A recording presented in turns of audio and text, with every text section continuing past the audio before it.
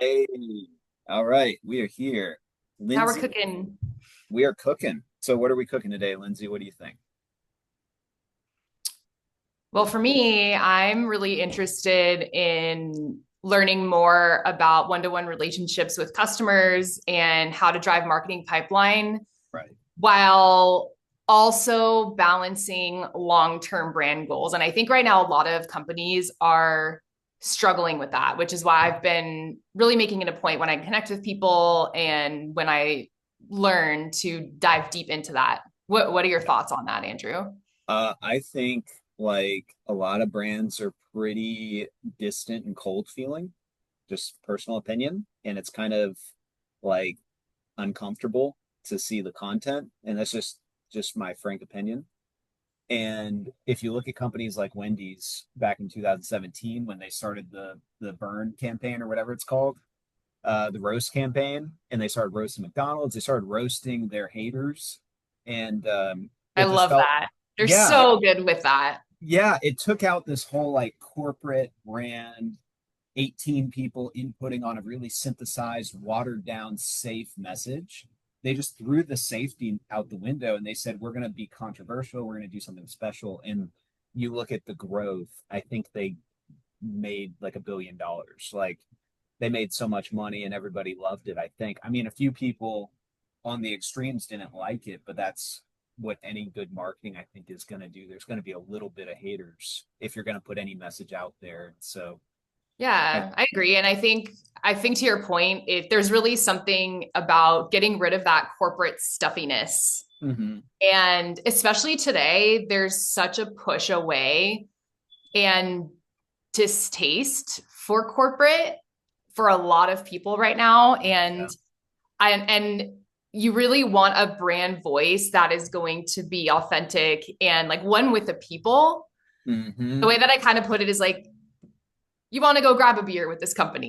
It's yes, it's a different kind of vibe and a different kind of feeling. So I think that is really interesting. And to your point, Andrew, what good brands do well is they attract the right people and repel the people that they don't want. And that yeah, is what you're alluding to is that it's not going to be for everybody. So yeah, I think that that's a really good example that you bring up specifically with them and everything that they've been able to do. I think Duolingo is also a really interesting yeah, case for that. yeah. Like they've been able to really hone in on their brand voice and make it really fun and roast like they're actually roasting their users, which is a really interesting concept. Yeah, and it's this meme I think too, and it's yeah, there's a lot of positives where you either love or hate Duolingo, and I think that's way better because some people are like, I hate the notifications. Duolingo is like threatening me to study languages at 4 in the morning. It's like the bird is dying if I don't study. Yeah, It's like a it's like one of those old Tamagotchi things or something where you had to like nurture it and feed it. I feel like that's what they made Duolingo into, if you know what I'm you're talking about, right. like Well, Neopets or whatever it it's was. judging you. It's judging you, yeah, and it's like a cat. It's like feed me, master. It's like I'm the master, feed me. I own the house. Yeah. Yeah, that's super interesting. Are Yeah, there any B2B companies that you're keeping an eye out for right now that you think are doing the right things or that could be yeah, improving? Because one thing for me is I'm really interested in the life cycle marketing and the customer journey. I right, really like to dive in and see where there's maybe tension points yeah, and helping companies to figure out how they can get somebody to that aha moment and find that value as quickly as possible. And hmm, I know companies have very different ways of doing that. And there's sometimes tension between marketing and sales and, figuring out what is a qualified lead and all that yeah, stuff fascinates me. And you have a lot of experience with that, Andrew. So I would love yeah, to get your take on that. yeah. And to add to that list, product and even finance and all these other different parts. It's just like a war. Um, I think that a good example. I'll share a good example because I think that aligns more with my personal brand. Just to throw that in there because I know we'll talk about that later. Is Samsung. So recently seeing Samsung roasting Apple a little bit mercilessly, I think is some people might call it distasteful, but I think it actually plays into their brand and the kind of nerdy avatar of a person that is like a Samsung person, because they're making fun of things on Apple. Like you can only use the Apple Pen on an iPad, you can't use it on your phone. And they're like, what is the point? Like people are so diehard Apple fans, but some of it doesn't make sense. And they're making a good case. And instead, before, they were all features and benefits. They're just, hey, we're technological, this and that. And they were kind of lost in that, I think, as a brand, and undervalued. But what they never really did successfully was do what Apple did to Microsoft 20 years ago, which is roast the competition. And so I think they're going a great direction. It's personable, and they're doing it like a user generated content kind of feel. It just feels raw. Like the videos are not like Apple's super polished, and it's like pleasant and clean, and the production and the messaging. It's like it's beautiful. Apple's like amazing, pristine. But then you look at Samsung right now, they're going this direction of scrappy, and it feels authentic, and the video quality isn't as great. Yeah. The delivery of content feels a little like just raw and kind of awkward, and it's like, oh, people love it. People love it. So I think that's a great example, and there's a lot to be said for just people feel real when it feels real, and that's great. Yeah. I think that's super smart. And I think it's a really good example of knowing your customer.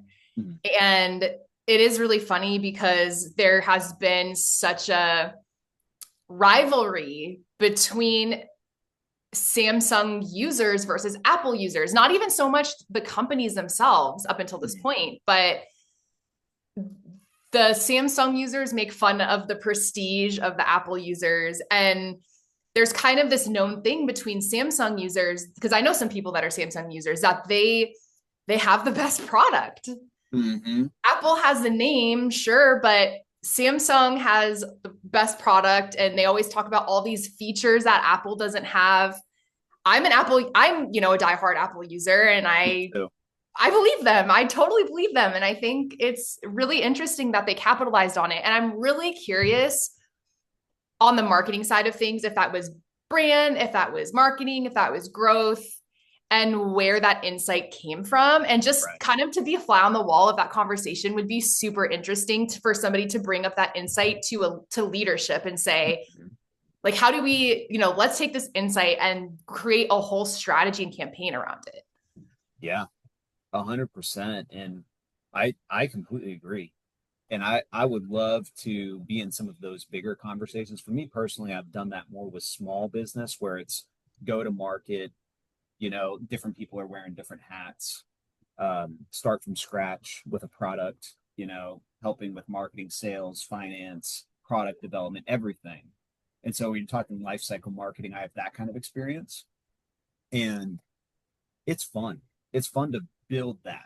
But I'd love to do it in an environment where there's, all the different departments, like you're saying, and you're a fly on the wall, and there's 30 different people involved. And I can imagine politics, um, everybody getting, kind of siloed into just boiled down weak messaging and weak safe, playing it safe, because it's the death by committee kind of problem.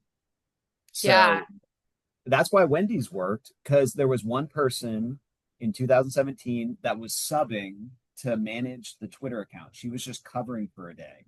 And she just was sassy for 5 minutes, and then that worked. And then it got picked up by CNN, and it just like got them all this press. And then they realized, oh yeah, that's what we need to do. So Wendy's stumbled into it. And I think there's a lot to be said for that. What if you can just have one person that's very capable driving things, and it might really streamline a lot.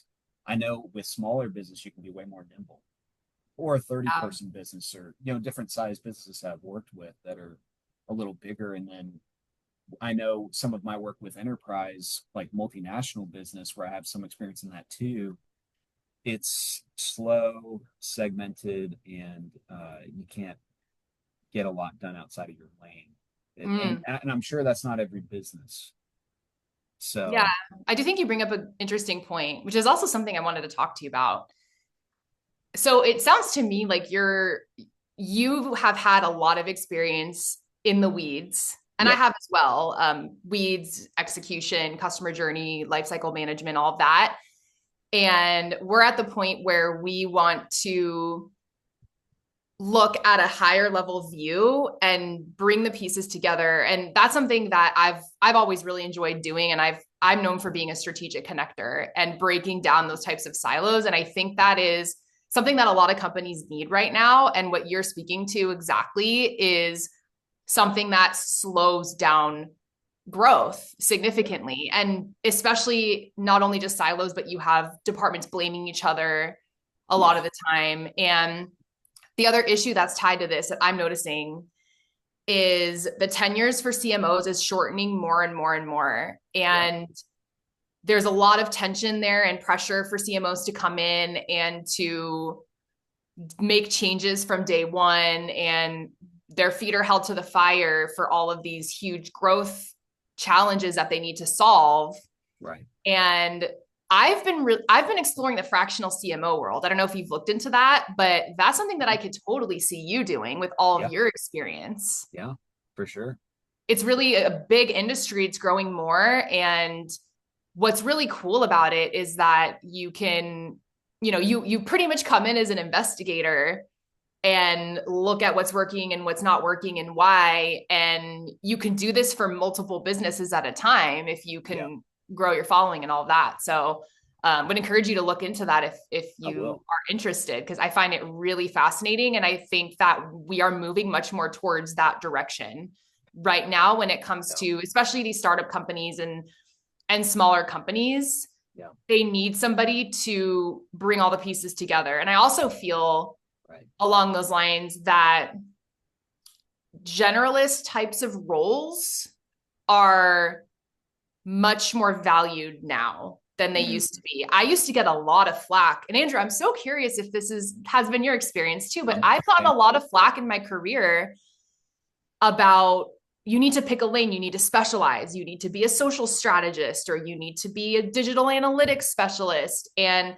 that's not me. I'm a people person. I love working with people and connecting people and letting everybody that does their job feel empowered to do their job. And I never want to be the smartest person in the room, which is why I've always liked being a generalist in that way. But I'm great at bringing it all together Yep. to solve problems and oversee strategy through execution. But it does seem like there is a huge value now more than ever, Hmm. even of course with the rise of AI and all of that. Like Hmm. technicals is a whole other conversation. But what are your thoughts on that, Andrew? And have you experienced that in your career like I have? Yeah, absolutely. And I'm a generalist too, and been essentially a fractional CMO as a agency owner. It's like similar.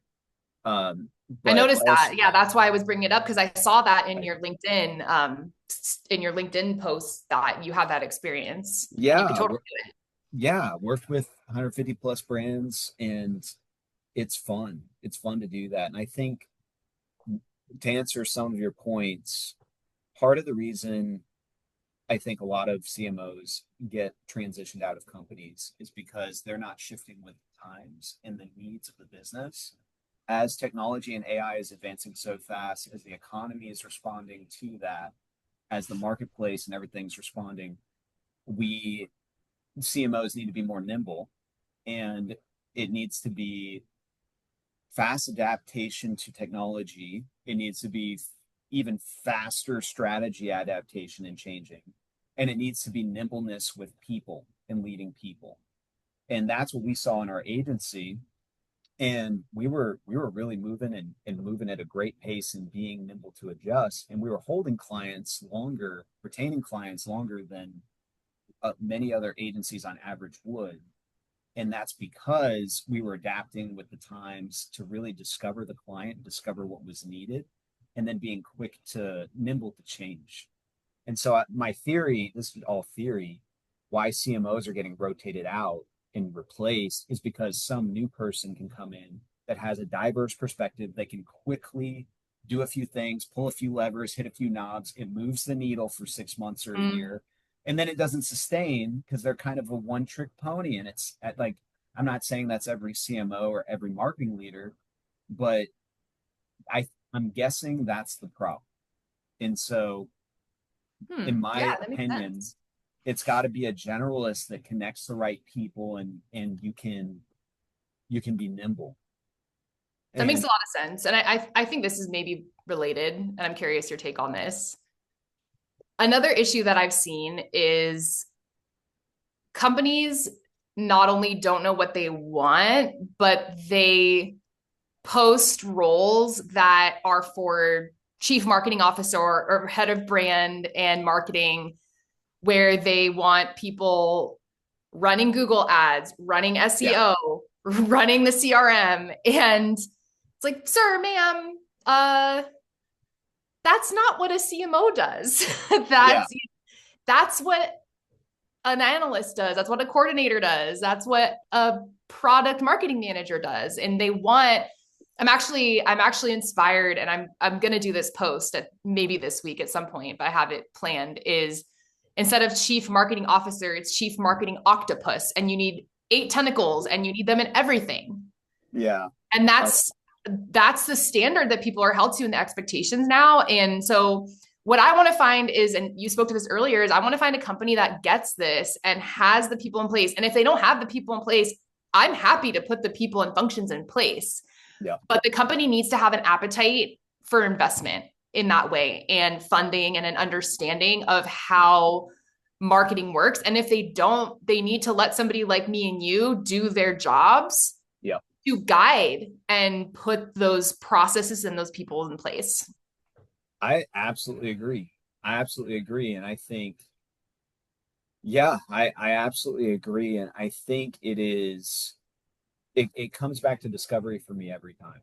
So as us being marketers and marketing leaders, like, I'm going on interviews, you're going on interviews, we're currently searching, we're learning about businesses and how they solve these challenges. And I think one of the common things that's helping me is really asking the tough questions when somebody wants to bring me on. It's like, why are we doing this? What are the real expectations? Let's get really clear on the vision. Because if I'm going to be chief octopus, I'll do that. But I don't want you to also expect me to be the chief people officer and hire all these people and build out a market. It's like we've got to have some hard conversations because this is so sensitive to the business as a whole. Marketing is. It's so sensitive. It touches everything publicly. So it's like Yeah. marketing as a function is the public facing side of everything you're doing. So you need somebody that's really going to discover the CEO and ask a lot of hard questions and fight for that clarity. And it needs to be recycled on a regular basis where you're constantly like, hey, it's been 3 months since we've had this discovery talk. We need to do it again. Like, we need to have a Preach. heart to heart. Preach. We need to Yeah. have a heart to heart. And without that heart to heart, we're gonna go off the rails. And I think that's why a lot of CMOs get let go. And I think that um, you and I, it sounds like we're both okay in an individual contributor role or a leadership role with people. We just want to move the needle. I'm not sure what your driver is, but for me, it's I want to make an impact and I want to feel like I have freedom to build and create. That's really it. And be in the Yeah, middle of absolutely. marketing I and all that. agree. I'm totally fine with individual contributor role as well, as long as I'm working with people. Because for me, that's where I get my energy, and that's the spark, Right. connecting people and processes and all of those fun things. But you did bring up a good point, and I have to jump in like a minute. But um, there's 2 things I want to cover because you brought up 2 interesting points. The first one is, I think these are interesting conversations a little bit about the behind the scenes of looking for roles, because what people don't see from folks like us is the selectivity on our side. Because you brought up a really good point about like what the types of organizations and functions in place and questions we need to ask in order to find the right type of role. We're not just going to go anywhere. So people like you and I are selective in where we go, and that makes the search longer and that makes it more challenging. But we want to find where we're going to make the best impact. So I think that's number one. Number two, from what you brought up as well, is really interesting to me. And I kind of am just thinking about it for the first time because of what you brought up. I wonder if part of the problem with the CMO tenures is that they're not asking those questions up front. And they're maybe just telling the CEO what they want to hear or the CFO what they want to hear to secure the role. And maybe they're okay with that because they know it's a short tenure. And maybe it's kind of the self-fulfilling cycle and prophecy that we're seeing where it's kind of moving towards that direction. And I don't know, I have friends that are CMOs. If that's the case and they are telling them what they want to hear, is it almost like, well, there's this game going on and I have to play the game? And is that wrong? Yeah. I don't know if it's wrong. There's a lot of cases where you kind of have to play the game, but I don't know. So I'll leave you with that. That's awesome. No, that's awesome. This has been super fun. This has been super fun. We should definitely do it again, Andrew. And I also think like when we post this content, an interesting angle is that we've never met before. Yeah. Yeah. It's like these two people have never met before. We're talking shop. This is what LinkedIn is for. This is what it's about. Yeah. And, we enjoy talking about these things, but I don't know. I've never seen a conversation like that where it's two people that I've never met before. And I think there's like an interesting hook to that I think can maybe inspire a lot of people to do reach outs and connect in this way, Yeah, that's a great point. But man, you know your stuff and you are a very eloquent speaker, and I could definitely see you in a leadership role. So I support you so much. And I mean, I already know enough about you that I would recommend you or refer you at this point. I don't know as many people in the B2B space or the product marketing space, but I'm excited to see where you go because you're super smart and you know your stuff for sure. Thank you. I think you're super smart too. And I see that with your personal brand and your content, your LinkedIn, and it's very impressive. So with all the ways you're working on human psychology that I'm noticing that maybe other people may not, that aren't like marketers by trade. And I just see it's brilliant. A lot of brilliant. And I've said that on your stuff too, where it's like, wow, you know what you're doing. You really know what you're doing, how to communicate. And so I can see the same thing for you. And seeing, like you said, being a connector, being passionate, it's like, yeah, I believe that's the future. That's where the value is. And I think seeing these calls like really brings us to life, like we're not just like people that are applying for jobs or looking at certain companies. It really shows like how we communicate, how we think. So yeah, I don't know. I think this is definitely really interesting and we should do it again. We should. Quick question before you go. Where are you located? That's a great question. I'm in LA. Where are you located? Okay. I'm in Atlanta. Okay. Yeah. So that's like a pretty bustling hub though, right? Like for jobs and stuff. That's really good because I'm outside of LA. I used to live in LA and I moved to the suburbs. So it's a lot harder for me to find places with the commute now. And that was like one of the hardest things of losing my job is that I was very much remote and I was only going into the office 1 or 2 times a week. Okay. Now the minimum in entertainment is 3 days a week. So it's a little bit tricky in that way, but awesome. Great. Well, really great to meet you. Great to meet you too. Yeah, great to do this. Let's definitely keep in touch and do it again. Super fun. I love talking shop with people. Yeah, we'll talk shop. It'll be awesome. And we'll talk more soon. It'll be great. So if anyone wants to connect with Lindsay, just check her out on LinkedIn. She's hilarious. So, thank you, Andrew. Good. Awesome. All right. Chat soon. Catch you later. Bye.